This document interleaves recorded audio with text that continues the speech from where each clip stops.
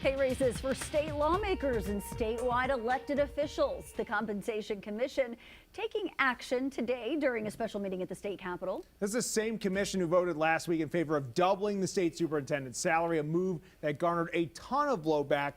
Fox 25's Rob Hagan standing by live at the Capitol with more on the final decision. Rob? Adam, Wendy, I guess third time's a charm as the Compensation Commission finally increased the pay raise for a broad range of elected officials. Now, the governor was number 8 on that list. Now, that position ranks at the top spot for most pay in the state.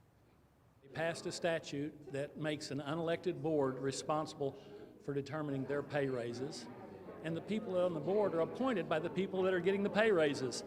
What a conflict of interest. A former state representative voicing his concerns with pay raises the Compensation Commission approved for lawmakers and statewide elected officials Tuesday. After a closed-door discussion, the board decided legislative members will make a base of $59,400 per year. The president pro tem and speaker will get an increase of $27,450 a year. And the Majority and Minority Floor Leaders Appropriations Committee and Majority and Minority Whip will all see a stipend of $18,117. Pay for statewide officials was also discussed after a closed-door session. During public comment, Bethany City Councilmember Chris Powell addressed the last pay raise, doubling the salary of the state superintendent of public instruction. By giving such an increase to the state superintendent, I think it sends the wrong message. The Compensation Commission decided the governor now tops the list for pay at $185,000 per year. The lieutenant governor is at $150K a year. The attorney general is $175,000 a year. And the state superintendent drawing the most heat dropped to $175,000.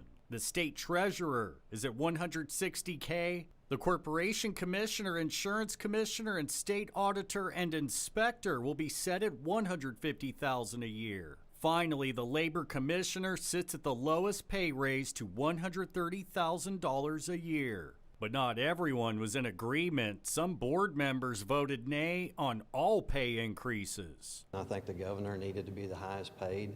I don't like how it went last time. I probably would have been more in favor of a 10% increase.